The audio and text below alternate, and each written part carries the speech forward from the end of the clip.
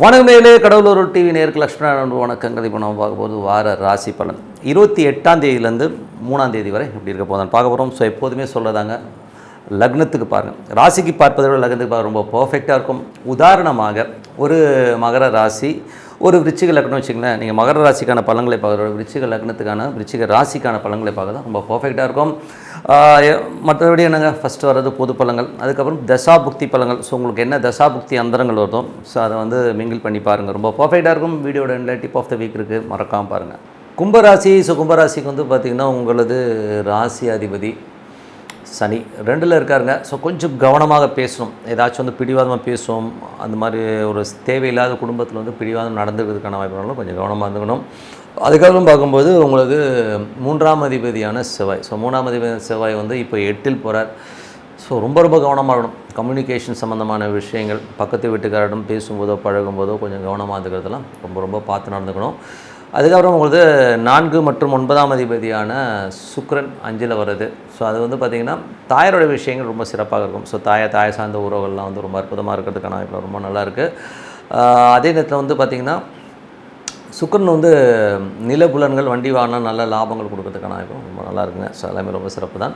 அதுக்கப்புறம் உங்களுக்கு வந்து 5ஆம் அதிபதி. ஸோ 5ஆம் அதிபதியான புதன். ஸோ 5ஆம் அதிபதி புதன் வந்து பார்த்திங்கன்னா இப்போ 6ல் இருக்கும்போது வேலையில் வந்து நல்ல ஏற்றங்கள் இருக்குமானா கொஞ்சம் வந்து ஒரு சின்ன ஸ்ட்ரெஸ்ஸஸ் வருங்க. ஸோ அந்த சின்ன ஸ்ட்ரெஸ்ஸஸை வந்து நம்ம அவாய்ட் பண்ண முடியாது.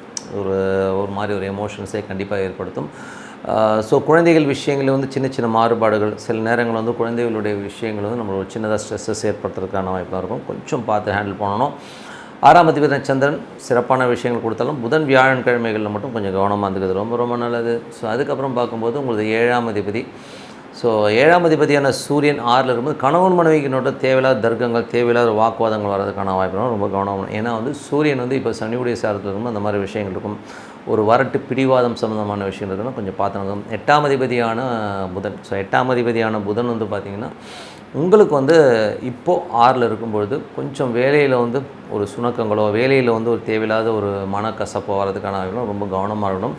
அதே மாதிரி உடல் ரீதியான விஷயங்களும் கொஞ்சம் கவனமாக எடுத்துக்கணும் அந்த டைமில். ஸோ அதனால் வந்து அதை கொஞ்சம் கேர்ஃபுல்லாக இருந்துக்கிட்டிங்கனாலே போதும்.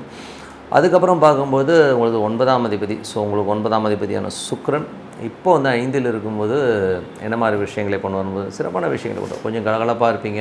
குழந்தைகள் விஷயங்களில் வந்து மட்டும் கொஞ்சம் எமோட்டாகிற மாதிரி இருக்கும். பட் அதுவுமே சரியாயிடுங்க. ஸோ ஒன்றும் பிரச்சனையே கிடையாது. அப்பா சார்ந்த உறவுகள்லாம் வந்து ரொம்ப அற்புதமாக இருக்கும். ஸோ அப்பா சம்மந்தமான விஷயங்கள்லாம் வந்து சில பேர் வந்து வெளியூர் பிரயாணம் சம்மந்தமான விஷயங்கள் நிறையா இருக்கும். ஸோ அதெல்லாமே ரொம்ப சிறப்பு தான். அதெல்லாமே ரொம்ப நல்ல விஷயங்கள் தான். அதுக்கப்புறம் பார்க்கும்போது உங்களுக்கு 10ஆம் அதிபதியான செவ்வாய் வந்து இப்போ உங்களுக்கு 8ல் இருக்கும்போது தொழில் ரீதியான விஷயங்கள் ஏதாவது பிஸ்னஸ் பண்ணிட்டீங்கன்னா ரொம்ப கேர்ஃபுல்லாக இருக்கணும். இந்த டைமில் தேவையில்லாத ஒரு பெரிய கடன் வாங்கி லாக் ஆகிறது மாதிரியான விஷயங்களாக இருந்தால் கொஞ்சம் இப்போது ஈடுபடாமல் இருக்கிறது ரொம்ப நல்லது. அதுக்கப்புறம் பார்க்கும்போது உங்களது 11ஆம் அதிபதி. ஸோ 11ஆம் அதிபதியான குரு 11ஆம் அதிபதி குரு வந்து 5ல் இருக்கும்போது குழந்தைகளுடைய சுப நிகழ்ச்சி சார்ந்த விஷயங்கள்லாம் நடக்கிறதுக்கான இப்போ நிறையா இருக்குது. ஸோ அது ரொம்ப பெரிய ப்ளஸ் தான்.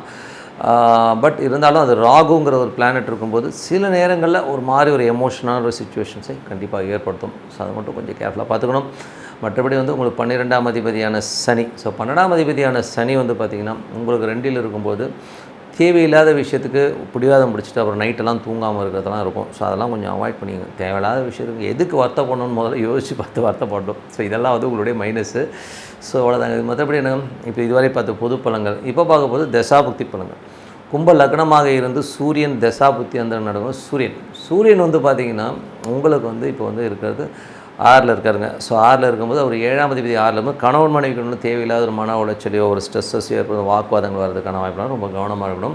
கும்ப லக்னமாக இருந்து சந்திரன் தசாபுத்தி அந்த சந்திரன் வந்து உங்களுக்கு வந்து 6ஆம் அதிபதி. 6ஆம் அதிபதி வந்து உங்களுக்கு வந்து புதன் வியாழன் கிழமைகளில் மட்டும் கொஞ்சம் கேர்ஃபுல்லாக இருந்துங்க. ஸோ அந்த டைமில் ஏதாவது இடவனம் பேச எமோட் ஆகிற மாதிரி விஷயங்கள் வரும். கொஞ்சம் கவனமாக இருங்க. கும்ப லக்னமாக இருந்து செவ்வாய் தசாபுத்திங்க. செவ்வாய் வந்து பார்த்திங்கன்னா இப்போது இருக்கிறது 8ஆம் இடத்துல இருக்கும்போது கொஞ்சம் தேவையில்லாத சந்தேகங்களை தூக்கி போகிறது ரொம்ப நல்லது. வெளிநாடு வெளியூரில் இருக்கவங்களுக்குலாம் வந்து கொஞ்சம் கவனமாக அலர்ட்டாக இருந்துக்குங்க. ஓகேங்களா? ஏன்னா வந்து தொழில் ரீதியான விஷயங்களும் பெரிய ரிஸ்க் எடுக்காமல் இருக்கிறது ரொம்ப நல்லதுங்க. மற்றபடி வந்து எல்லாமே சிறப்பு தான். அதுக்கப்புறம் பார்க்கும்போது கும்ப லக்னமாக இருந்து ராகு தசாபுத்தினா ராகு ராசியிலே இருந்து அது வந்து குருடைய சாரத்தில் போகும்போது பெரிய லாபங்கள், ஆன்மீக சுற்றுலா போலாங்கிற எண்ணங்களை கொடுக்கும். குழந்தையோட விஷயங்கள், சுப நிகழ்ச்சி சம்மந்தமான விஷயங்களெல்லாம் வந்து ஒரு எமோஷன் இருந்தாலும் பட் நடக்கிறதுக்கான வாய்ப்பு ரொம்ப நல்லா இருக்குங்க. ஸோ கும்ப லக்னமாக இருந்து குரு தசாபதி இருந்தாலும் குரு வந்து 2 11ஆம் அதிபதி 5ல் இருந்து சிறப்பான பலன்களை கண்டிப்பாக கொடுத்தோம். நான் சொன்ன மாதிரி ஆன்மீக சுற்றுலாவும் குழந்தைகள் சம்மந்தமான விஷயம் சந்தோஷங்கள் வர்றதுக்கான வாய்ப்பு ரொம்ப நல்லாயிருக்கு. கும்ப லக்னமாக இருந்து சனி தசாபதினா சனி வந்து 2ல் இருக்கும்போது அது வக்கரமாக இருக்கும்போது தேவையில்லாத வாக்குவாதங்கள், தேவையில்லாத பிடிவாதத்தை விட்டது ரொம்ப ரொம்ப நல்லது. கும்ப லக்னமாக இருந்து புதன் தசாபதி, புதன் வந்து பார்த்திங்கன்னா இப்போ 6ல் இருக்காருங்க. ஸோ வேலை விஷயங்களும் கொஞ்சம் கவனமாக இருக்கணும். வேலை விஷயங்களும் தேவையில்லாத ஒரு எமோஷன் ஸ்ட்ரெஸ்ஸஸ் வரதுக்கான ரொம்ப கவனமாக இருந்தது நல்லது. குழந்தைகளிடம் பகைமை பாராட்டாமல் இருக்கணும். சமயத்தில் வந்து ஏதாச்சும் வாக்குவாதம் வரும், கொஞ்சம் கேர்ஃபுல்லாக இருந்துக்குங்க. கும்ப லக்னமாக வந்து கேது தேசாபதினு கேது வந்து 7ல் இருக்காருங்க. ஸோ 7ல் உள்ள கேது இப்போது சுக்கிரனுடைய சாரத்தில் இருக்கும்போது கேது சுக்கிரனாலே வந்து சில நேரங்கள் வந்து பெண்கள், நீங்கள் பெண்களாக இருந்தால் நிறைய கேள்வி கேட்பீங்க. ஸோ கொஞ்சம் அதெல்லாம் கொஞ்சம் அவாய்ட் பண்ணிக்கிங்க. அம்மாவுடைய விஷயங்கள் வந்து பார்த்திங்கன்னா தேவையில்லாத தர்க்கங்கள் ஏற்படுத்துறதுக்கான வாய்ப்பும் கொஞ்சம் கவனமாக இருந்தது நல்லது.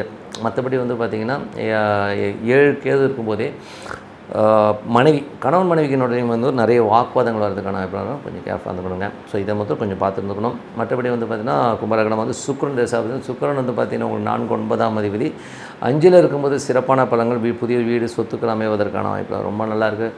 அது மட்டும் இல்லாமல் அவர் வந்து 9ஆம் அதிபதியாக வரும்போது குழந்தைகள் விஷயங்கள் வந்து நிறைய பிரயாணம் பண்ணுறது, இந்த மாதிரி விஷயங்கள், ஆன்மீக சுற்றுலா போகிற மாதிரி விஷயங்கள் சிறப்பாக இருக்குங்க. ஸோ அதெல்லாமே நல்ல விஷயங்கள் தான். ஸோ இதுவரை பார்த்து தசாபதி என்னை பொறுத்த ஒரு நல்ல ஒரு பிரார்த்தனை சிறப்பான விஷயங்களை கொடுக்கும். இப்போ பார்க்க போது tip of the week. So tip of the வீக்கில் வந்து வாஸ்து உண்மையா அப்படிங்கிற விஷயத்தை தான் சொல்ல வரோம். ஸோ வாஸ்து உண்மையான என்னுடைய ஆராய்ச்சியில் நான் பார்த்தவரை வாஸ்து உண்மையான கண்டிப்பாக உண்மைங்க.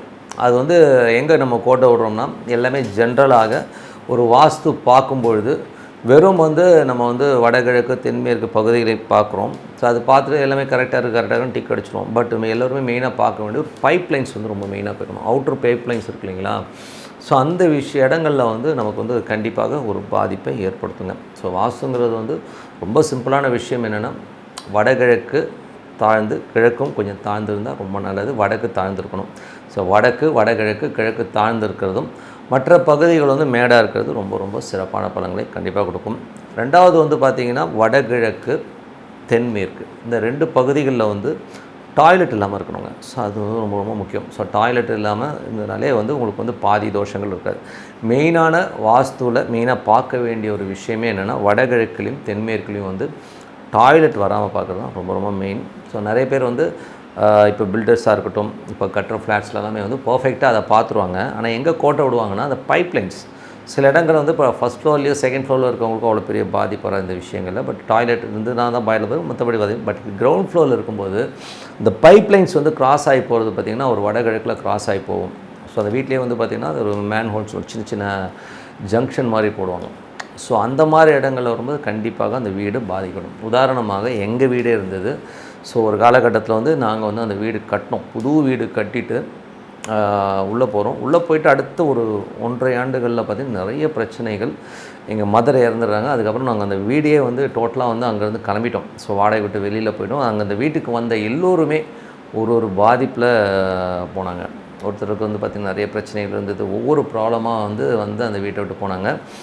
அது வந்து நான் என்னால் கண்ணுக்கு எதிர்க்க பார்க்க முடிஞ்சது. அது காரணம் என்னென்னா, அந்த வீடு வந்து நீங்கள் அமைப்பு பார்த்தீங்கன்னா வாஸ்து பிரகாரம் பர்ஃபெக்டாக இருக்கும். வடகிழக்கு தென்மேற்கில் டாய்லெட் வராது, எல்லாமே பர்ஃபெக்டாக இருக்கும். ஆனால் இவங்க என்ன பண்ணிட்டாங்கன்னா, பைப் லைன்ஸ் வெளியில் இழுக்கிறாங்க பார்த்திங்கன்னா. வெளியில் இழுக்கும்போது அந்த பைப் லைன் சுற்றி வரும்போது அந்த வீட்டை சுற்றியே வருது. அப்போ என்ன ஆகிடுதுன்னா, தென்மேற்கும் அடிபட்டுருச்சு, வடகிழக்கும் அடிபட்டுச்சு. அந்த மேன் ஹோல் பார்த்திங்கன்னா, அந்த டாய்லெட்டோட மேன் ஹோல் அந்த இங்கே வந்துடும். சின்ன சின்ன அந்த க்ளீன் பண்ணுறதுக்காக போகிறோம் பார்த்திங்களா, அந்த ஜங்ஷன் போல் மாட்டிக்கிச்சு. ஸோ அதனால் வந்து அந்த வீடு வந்து எங்களால் இருக்க முடியல, நிறைய இழப்புகள். ஸோ இது வந்து மெயினாக நீங்கள் பார்க்க வேண்டியது வீட்டுக்கு வெளியில், அதாவது அந்த டாய்லெட் நம்ம இடம் இருக்கு இல்லையா, அந்த பில்டிங்க்கு வெளியில் வந்து அந்த மாதிரி ஜங்ஷன் வடகிழக்குலையோ தென்மேற்குலையோ இல்லாமல் இருக்கிறது நல்லது. அப்படி இருந்துச்சுன்னா அதை வேறு ஏதாவது ஆல்டர்னேட்டிவ் பண்ண முடியுமா அப்படிங்கிறது வந்து நீங்கள் மெயினாக பார்க்கணும். ஸோ அதில் தான் வந்து நமக்கு அடிபடுங்கிறது தான் உண்மையான விஷயம். ஸோ அதனால் வந்து வாஸ்து இருக்கான ரொம்ப பர்ஃபெக்டாக ஒர்க் ஆகும். அதே மாதிரி வந்து பார்த்திங்கன்னா, எனக்கு ஒரு வீட்டுக்கு நான் வந்து வாடகைக்கு போகும்போது அது வடகிழக்கு வந்து எனக்கு நல்ல ஒரு பள்ளமான பகுதியாக மாட்டிச்சு. அங்கேருந்து தான் என் லைஃப் டேர்னிங் பாயிண்ட் ஆச்சு. அவ்வளோ அற்புதமாக இருந்தது. அதே மாதிரி நான் இப்போது இருக்கிற வீடு வந்து ரொம்ப பர்ஃபெக்டாக வந்து ஓரளவுக்கு வாஸ்து வந்து பர்ஃபெக்டாக வச்சனால வந்து ஓரளவுக்கு நல்லா நீட்டாக போயிட்டுருக்கு. எதுக்கு சொல்லணும்னா, வாஸ்து ஒர்க்காக தான் கண்டிப்பாக. வாஸ்து தப்பான வீட்டில் இருக்கும்போது எனக்கு நிறைய பிரச்சனை. இன்னொரு வீட்டில் இருக்கும்போது தான் எனக்கு மேற்கில் வந்து எனக்கு டாய்லெட் அமைஞ்சிருச்சு. நிறைய கடன்கள்னால் நிறைய கடன்கள் இருந்தது. அதாவது வெளியிலே வர முடியல. அவ்வளோ ஒரு ஸ்ட்ரெஸ்ஸஸையும் டென்ஷன்ஸையும் கொடுத்தது. பெண்களால் நிறைய பிரச்சனைகளை நான் வந்து அந்த டைமில் ஃபேஸ் பண்ணுற மாதிரியான விஷயங்கள்லாம் இருந்தது. ஸோ அதனால் வந்து வாஸ்து வந்து கண்டிப்பாக இருக்குது. அதுக்கப்புறம் என்னாச்சு தெரியுங்களா, நான் வெக்கேட் பண்ணிட்டு வந்துட்டு அந்த வீட்டிலேருந்து அதுக்கப்புறம் வந்தவங்களும் அதே மாதிரி ஒரு பெரிய கடனாளி ஆகி அந்த வீட்டில் ரொம்ப ப்ரெஷர்ஸையும் ரொம்ப டென்ஷன்ஸையும் வந்து அவங்களுக்கு உருவாக்குச்சு. அதனால் வந்து வாஸ்து இருக்கானா 100% வாஸ்து இருக்குது. ஆனால் ரொம்ப சிம்பிளிஃபையான வாஸ்து மட்டும் பார்த்தா போதும். நீங்கள் மேஜராக பார்க்க வேண்டியது வடகிழக்கு தென்மேற்கை மட்டும் மேஜராக பாருங்கள்.